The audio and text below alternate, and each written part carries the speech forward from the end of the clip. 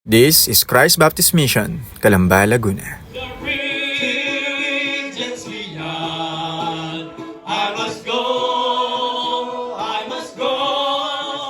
till the world, all the world. Sino mang sumampalataya sa Kanya ay huwag mapahamak, kundi magkaroon ng buhay na walang hanggan. And that's the message that we proclaim here in Calamba, Laguna, na kung sino mang sumampalataya sa Panginoong Jesucristo ay huwag mapahamak, kundi magkaroon ng buhay na walang hanggan. At ipahayag sa karamihan na walang ibang daan ng kaligtasan, kundi ang Panginoong Jesucristo lamang. And we are also here to encourage every one of us. How willing you are to share the gospel of Christ. Dahil hindi madidinig at malalaman ng karamihan ang kaligtasan kung hindi nila maririnig mula sa tinig mo. Your presence is important unto the Lord. And as the Bible says in Proverbs chapter 11 verse 30, the fruit of the righteous is a tree of life, and he that winneth soul is wise. Good day! My name is Pastor Joel Owas from Christ Baptist Church, Muntinlupa, under Pastor Connie.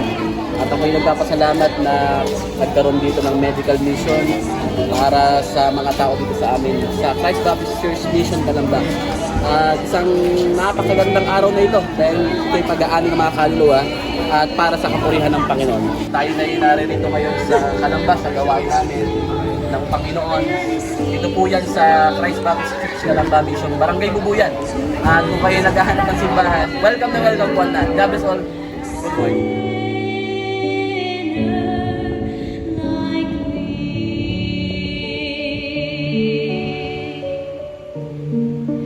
A sinner like me.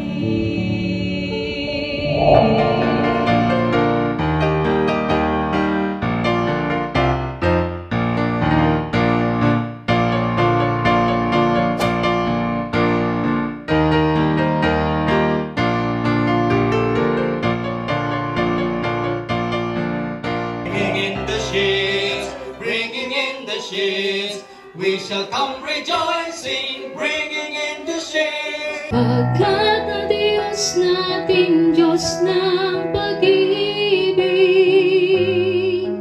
magmahalan tayo't magtulungan. Wala kang katulad, wala nang higit sa'yo, wala kang katulad,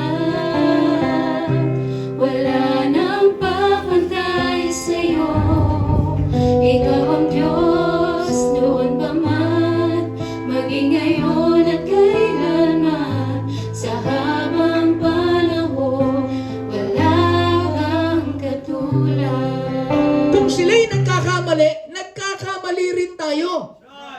Kaya kapag kami katitisuran, mga kapatid, itong sinasabi ng Panginoon, lahat kayo mga titisod. Pero lahat kayo dapat magpakatibay.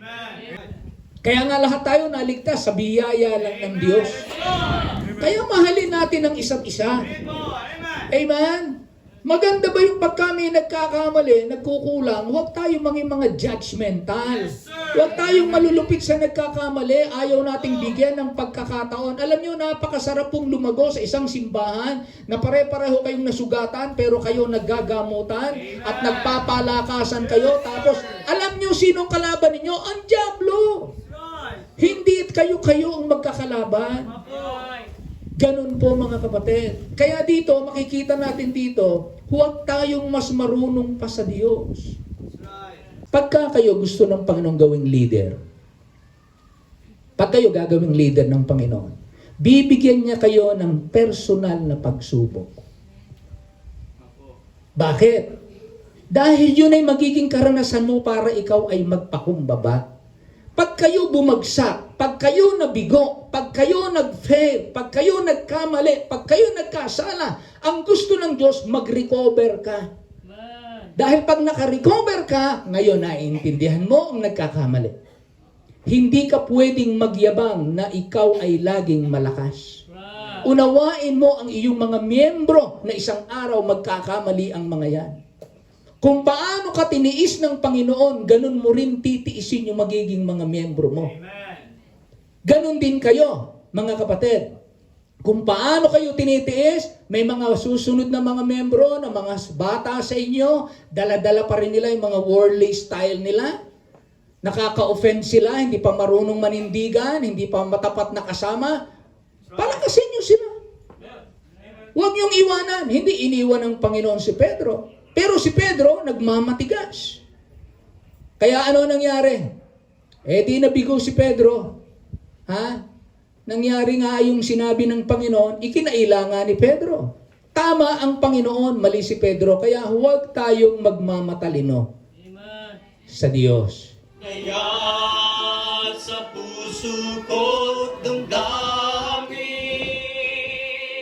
katapatan niya'y aking purihin. Dakila ka, O Diyos, tapat kang ang tunay, magmula pa sa ugat ng aming lahi. Mundo ay magunaw man, maaasahan kang lagi, maging hanggang wakas nitong buhay.